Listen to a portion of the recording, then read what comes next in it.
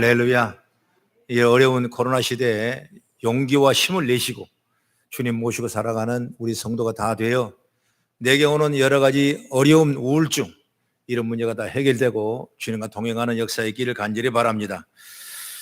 오늘 저와 여러분이 함께 읽었던 이 봉독한 말씀은 바로 야곱에 대한 얘기고 야곱의 축복을 열어가는 얘기인데, 저는 이 말씀을 통해서 축복은 내일의 약속이다. 따라요. 축복은 내일의 약속입니다. 아멘. 이런 주제의 말씀이에요. 요즘에 참 어려운 시대를 우리가 살아가고 있습니다. 신도시가 발표되기 전에 이미 간부들이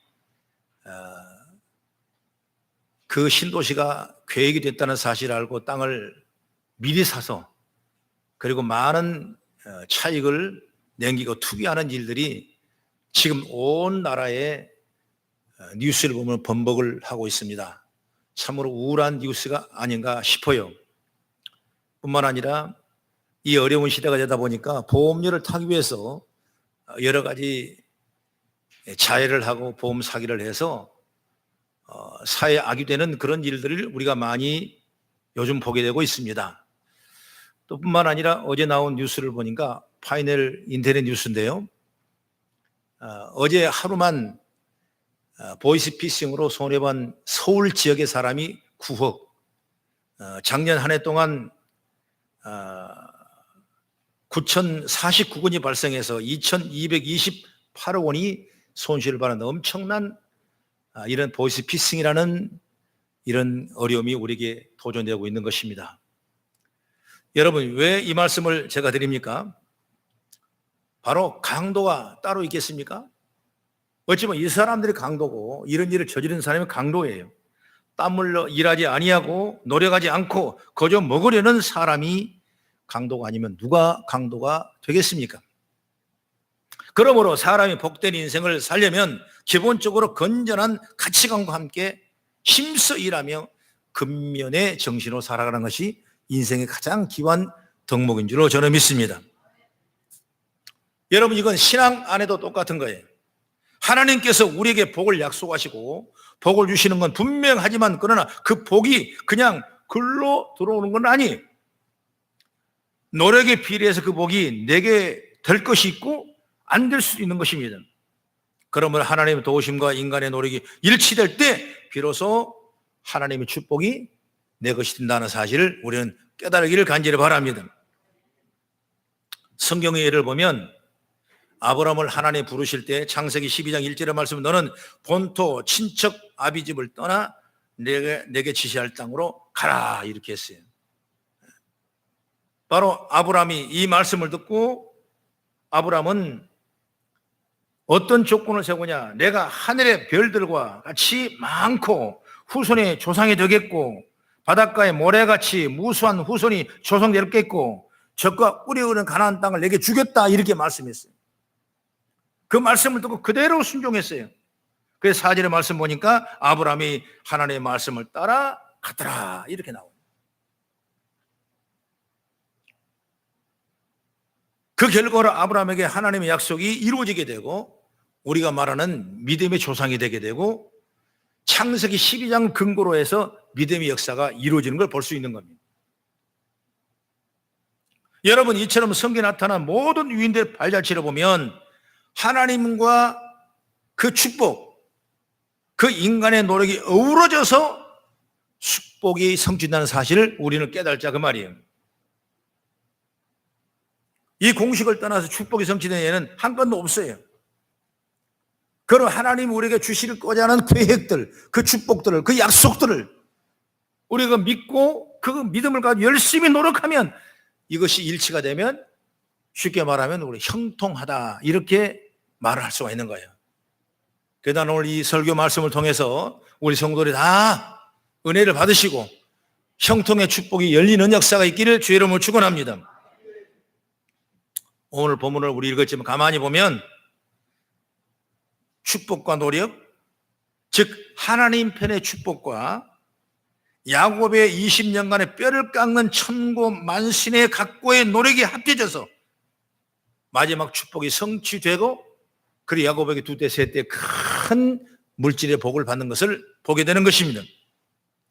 사랑하는 성도 여러분, 사람이 노력만 한다고 성공하는 것이 아니에요. 하나님의 축복이 있어야 되고, 또 하나님의 약속했다고 사람이 다 성공은 아니에요.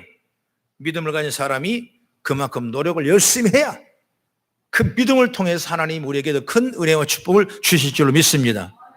그래서 오늘은 하나님의 축복과 노력이 함께 된다. 이 두 가지 요소가 함께 할 때 하나님의 축복이 저와 여러분 삶에 현실화되어 나타날 것이고 우리가 하나님의 축복을 누리게 될 것입니다. 그래서 오늘 이 말씀을 통해서 하나님의 축복은 미래의 약속인데 우리가 어떻게 해야 이 은혜를 이룰 것인가? 간단하게 몇 가지로 말씀해. 첫째로 믿음이 흔들려서는 안 된다. 여러분 절대로 믿음은 흔들려면 안 돼요. 내가 믿는 믿음은 어떤 바람이 불고 풍수가 나고 큰 물결이 치더라도 이 믿음은 변함이 없어야 되는 거예요. 그것을 하나님을 믿는 거예요. 하나님 우리를 약속한 그 약속의 말씀을 믿으라고 말이에요.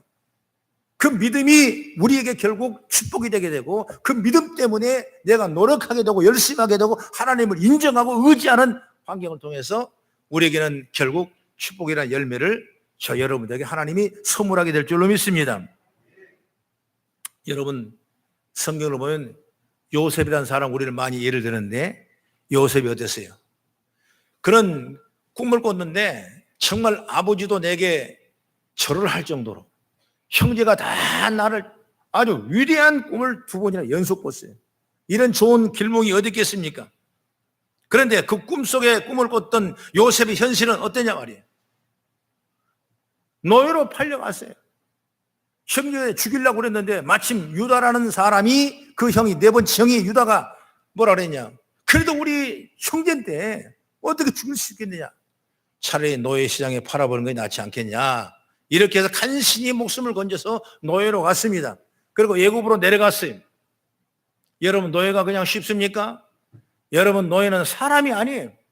사람의 종이 바로 노예예요. 그러나 그는 거기서 불평 원망하지 않았어요. 아니 그렇게 위대한 약속을 막 꿈을 꿨는데 왜 불평하지 않았을까? 그는 분명히 장차 하나님이 내게 은혜가 주실 거라는 사실을 믿었어요. 감옥까지 내려가서 억울한 누명을 썼지만은 요셉은 조금도 흔들림이 없었던 것입니다. 왜? 요셉은 하나님의 약속을 믿음으로 든든히 붙잡은 사람이라고 말이에요. 억울한 누명에도 옥살이 중에도 믿음이 흔들리지 않고 믿음으로 하나님의 약속하신 축복을 바라보면서 노력에 또 노력을 한 겁니다. 그렇게 해서 기어이 하나님의 축복을 성취한 입시전적인 인물이 바로 요셉이라는 사람이에요. 여러분 하나님을 믿고 하나님의 축복을 기대하면서 믿음 안에서 실망하지 않고 노력하는 것이 축복인 줄 믿습니다. 그러므로 우리는 하나님을 믿는 믿음은 절대로 여러분 나의 축복을 포기하지 않는 거예요.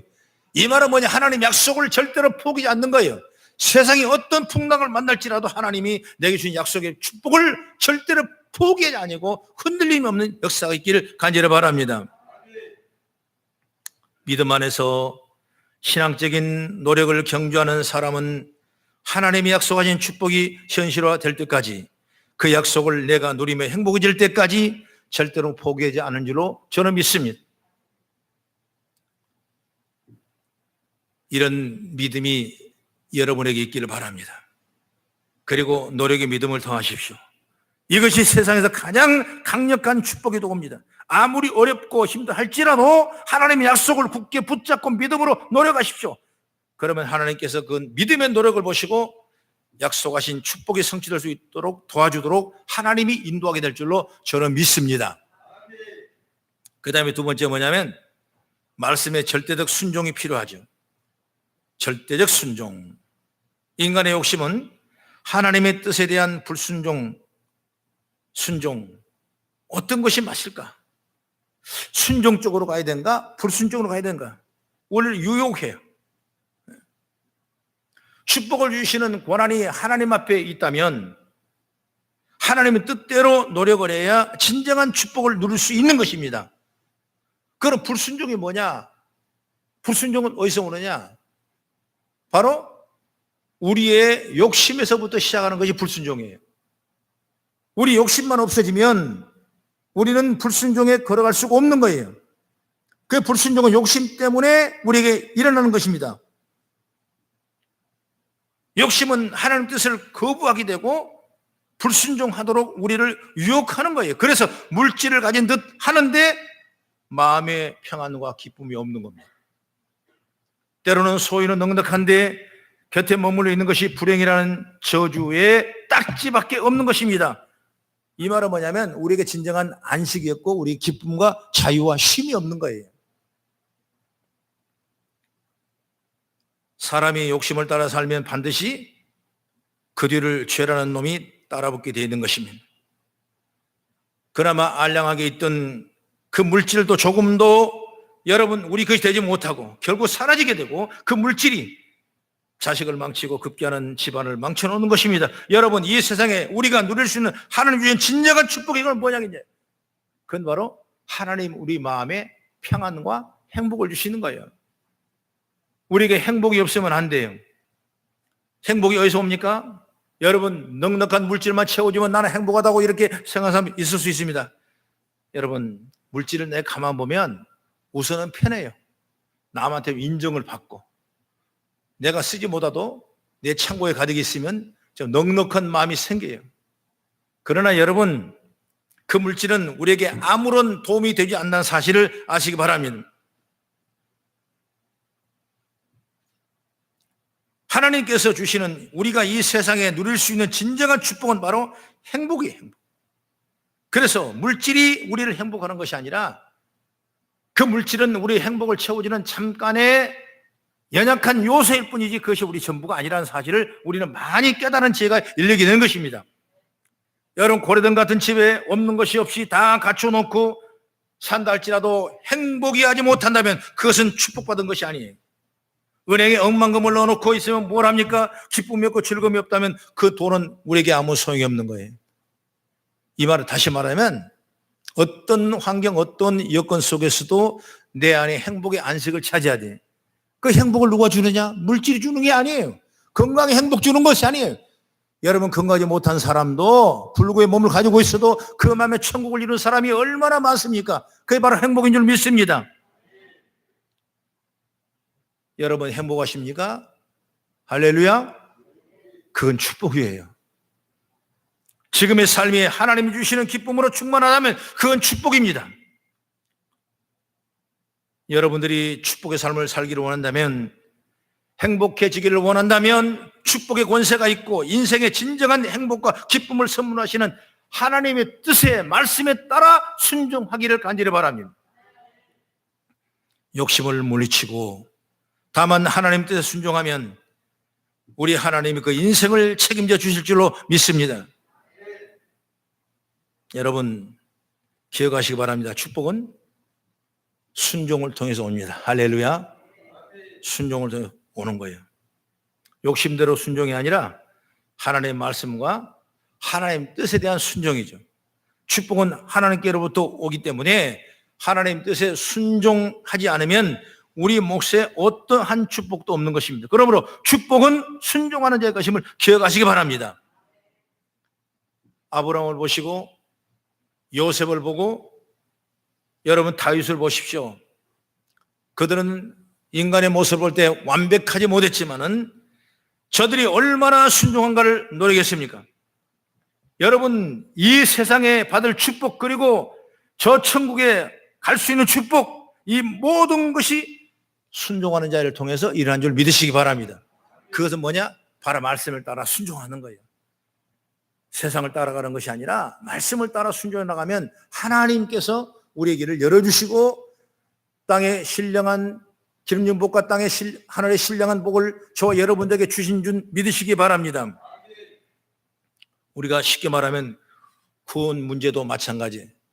요한복음 3장 16절의 말씀 보면은 하나님이 세상을 이처럼 사랑하사 독생자를 주셨으니 이는 저를 믿는 자마다 멸망치 않고 영생을 얻게 하리 하심이라 그랬어요.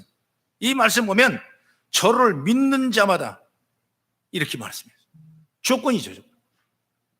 바로 하나님께서는 온 세상을 구원하기로 작정하셔서 온 세상에 축복을 주게 작정하셔서 예수님을 이 땅에 보내셨어요. 자기 아들을 독생자를 이 땅에 보내셔서 축복하시러 작정했는데 그 작정의 조건이 뭐냐? 바로 그를 믿는 자는 영생을 얻게 하려 하심이라 그랬습니다. 그게 뭡니까? 예수를 믿는 그 자가 영생을 얻는 겁니다. 그게 축복이죠. 축복이에요. 믿으시면 하면 그게 순종이에요. 순종. 이처럼 하나님의 모든 축복의 조항들마다 우리가 순종함으로 이행해야 하는 조건이나 방법이 절차를 두고 있어요. 아까 예배 시작하기 전에 묵도를 했죠. 우리 성경을 한번 찾아보면서 같이 한번 읽겠습니다.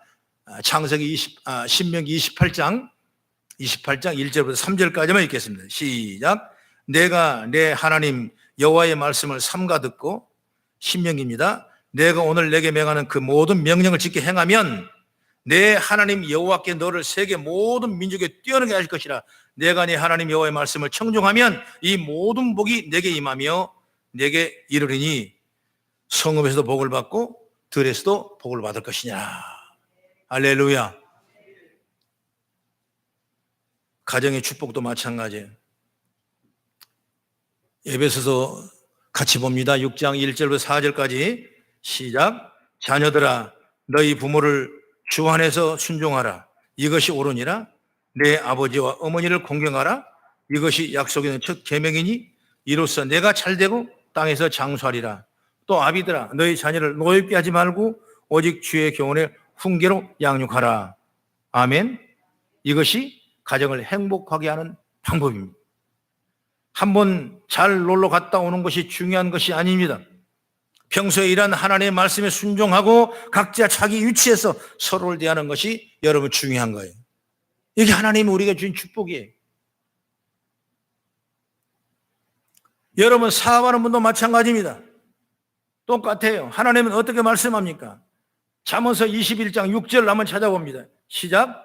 속이는 말로 재물을 모으는 것은 죽음을 구하는 것이라 곧 불려다니는 안개니라 말씀했어요. 속이는 말이 뭐예요? 사람을 속이는 재물, 이건 죽음을 구하는 것이라고 그랬어요. 곧 불려다니는 안개라 했습니다. 잡고 이건 잡을 수 없는 겁니다. 잡자면 그냥 흩어버린 거예요. 안개예요. 잠언서 13장 11절 말씀 보십니다. 시작. 망령되이 얻은 재물은 줄어가고 손으로 모은 건 늘어가니라. 정직하게 땀 흘려 노력하는 말씀이네요. 여러분 이것이 하나님이 우리에게 큰 놀라운 축복 은혜예요. 이게 바로 하나님 우리에게 약속한 겁니다. 그 말씀을 따라서 우리가 순종하고 믿음으로 나가면 세상에 어떤 어려움 속에 우리를 건짐을 받게 되고 축복의 통로가 선유로 저는 믿습니다. 이사야 45장 3절을 또 한번 찾아봅니다. 시작. 내게 흑암 중에 보화와 은밀한 곳에 숨은 재물을 주어 내 이름을 부르시는 자가 나 여호와 이스라엘 하나님인 줄 내가 알리라 약속했어요. 사랑하는 성도 여러분, 지금까지 우리가 생활해온 것 한번 되돌아보십시다. 우리가 축복은 그렇게 원한다면서도 받지 못한 것은 하나님께 가르쳐 주신 방법에 순종하지 않았기 때문에 그렇지 않냐? 나는 그렇게 말씀하고 싶어요. 어찌 보면 축복을 누리지도 못하고 세월만 허비했지 않나 이렇게 생각합니다. 오늘 이 말씀을 본다면 우리가 본문의 말씀을 확인해 봐야 돼요. 많은 어려움을 야곱은 겪었습니다. 14년 동안 아내를 위해서 6년 동안을 그 삼촌을 위해서 속이며 살아갔던 일이 무려 20년이에요. 그러나 그가 그것을 수고하지 아니하고 열심히 했습니다. 그래서 40절 말씀 보면 내가 이와 같이 낮에는 더위와 밤에는 추위를 무릅쓰고 눈 붙일 겨를이 없이 내가 지냈습니다. 열심히 노력했어요. 그래서 받은 것이 여러분 야곱에게 받은 축복은 땅에 기름진 복은 두때 세때 엄청난 축복을 받았어요. 이것이 바로 우리가 야곱의 축복이에요.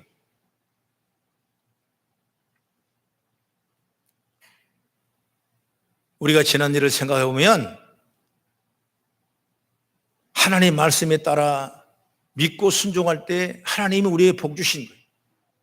나는 우리 성도들이 세상에 많이 어려움을 잊고 여러 환경에 지배를 받기가 쉬운 일이 같지만은 어떻게 보면 하나님의 말씀을 따라가고 순종하기를 애쓰십시오. 하나님이 거룩한 주일을 나의 안식일이라고 이렇게 말씀했어요.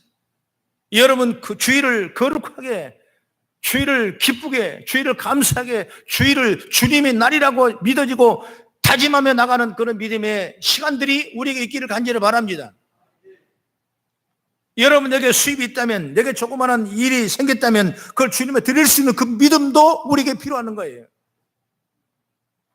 주님께서는 이웃을 내 몸처럼 사랑을 말한 것처럼 어려웠던 이웃들, 내 주위의 사람들을 위로하고 권면하고 도움을 줄 수 있는 그런 자리에 서는 것이 하나님의 뜻인 줄 믿으시기 바랍니다. 그 사람 자꾸 나쁘게 생각하고 자꾸 무시하고 하나님의 뜻이 아니에요. 주님의 뜻을, 나를 하나님의 자녀로 삼으셨네. 내가 최선을 다해서 주님을 열심히 섬기고 주님의 나라를 위해서 내가 봉사하고 헌신한 그 일들이 하나님 뜻인 줄 믿습니다. 여러분 그렇게 순종하는데 하나님 복 안 주겠냐고 말이에요. 다른 방법이 없더라고요. 신앙 안의 축복은 다른 방법이 없어요. 땅 지른 육 하늘의 신령함 보고 다른 방법이 없어요. 오직 주의 말씀을 따라고 말씀을 순종하면 하나님이 열어주는 줄 믿습니다. 은혜를 우리가 받자고요. 철저하게 이런 믿음을 가지면 하나님이 지금이야 내가 손해보는 것 같고, 지금이야 내 건강을 빼앗기는 것 같고, 지금이야 내가 땀을 더 많이 흘려서 손해보는 것 같지만은 하나님이 천배 만배로 부어주시는 거예요. 저는 주의 종이 되기 전에도 그렇게 살아왔습니다. 집사로 있을 때도 성도로 있어서 그렇게 살아왔습니다. 주님의 일이라면 그저 무서웠어요. 주님의 일이라면 다 영광이 됐어요. 주님의 일이라면 모든 걸 내려오고 싶은 그런 마음이었어요.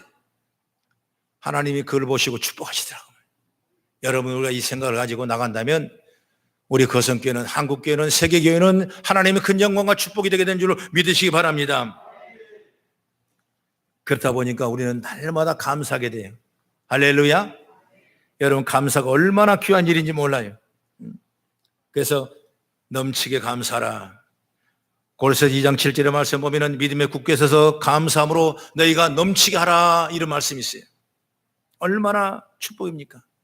왜? 주님이 나와 함께 계시고 주님이 내게 약속하셨고 주님이 나를 동행하신다고 말씀하셨사오니 내가 얼마나 감사합니까? 내가 새벽기도 그런 한번 예화를 드렸어요. 어떤 할머니가 60대 됐는데 그 할머니가 16년 동안 누워 있는 것입니다. 깨어나지 못하는 거예요. 그런데 그 할머니는 그런 고통과 어려움을 당하고 있으면서도 그런 감사한 거예요. 왜 감사하냐 물어봤습니다.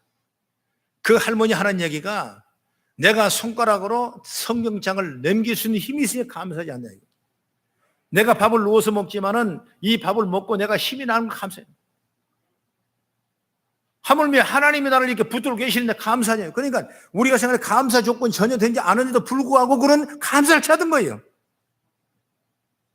여러분 내 안에 하나님 계시는 감사하다는 거죠. 이처럼 우리가 작은 일에 원망하고 작은 일에 불평하고 여러분 그건 안 되는 거예요. 물만 마실 수 있는 것도 오늘 감사. 내가 살아 걸어다닐 수 있는 감사하고 내가 오늘 성경 한 장을 넘길 수 있는 힘이 있다면 여러분 감사하고 이게 감사가 아니겠냐. 이게 순종하는 길이에요 여러분. 너는 범사에 감사를 하지 않습니까? 이게 바로 하나님 말씀이고 그렇게 향한 하나님 뜻이라고 말씀했지 않습니까? 감사한다는 게 얼마나 귀한 축복인지 몰라요. 힘든 일이 있어도 감사하고 어려운 일이 좀 있어도 감사하고 내 마음대로 원치 않는 일이 생겨도 여러분 오히려 감사해요. 그것이 바로 하나님의 축복이에요. 새옹지 마라 말이지 않습니까? 집에 말이 한 필이 있었는데 말이 집을 나가버렸어요. 아이고 큰일 났네. 이 우리의 집안의 생명이 말이 나가버려요. 그러나 주인은 가만히 있으니까 집 나갔던 말이 다른 말을 데리고 왔어요. 그리고 여러분 새끼를 낳는 겁니다. 여러분 얼마나 기막힌 사회입니까? 야 이게 축복인 거라고 생각했는데 자기 아들이 있는 자기 아들이 그 말을 타기 시작했습니다. 큰 말을 타고 다니는 거예요. 얼마나 좋습니까? 그런데 아들이 말을 타다가 떨어져가지고 다리가 절단돼 버렸어요. 여러분 얼마나 이 황당한 일입니까? 그래도 가만히 있으니까 어떤 일이 났냐? 그 다음에 전국에서 다 방을 붙였는데 군인으로 전부 다 사람을 다 모으는 거예요. 청년을 다 모으는 거예요. 그런데 그 사람도 군인으로 가야 될 나이인데 다리가 절단해 갈 수가 있어야죠. 가면 다 죽는데. 그렇게 세웅지 마라 말이 있는데, 여러분 성경을 보게 되면 하나님을 사랑하는 자, 그때로 행하는 자는 합력하여 선을 이루니라. 할렐루야. 하나님이 부르셨는데, 하나님 우리를 부르셨는데, 하나님이 너는 내 것이라고 약속했는데, 아브라함 불러서 약속한 것처럼, 요셉의 꿈을 약속한 것처럼, 다윗을 통해 약속한 것처럼 그 약속을 우리 주셨는데, 우리는 조그만 일 때문에 넘어지고 무너져서는 안 된다고 말이에요. 오늘 여러분 삶의 힘을 얻고 은혜를 얻고 믿음으로 주님 한번 모시고 나가는 지혜로운 복된 자가 되기를 주의 이름으로 축원합니다. 야곱이 그 가장 어려웠을 때, 정을 피해 도망가고 아버지를 피해 도망갈 때 첫날 밤에 그런 꿈에 현모의 꿈을 꿨습니다.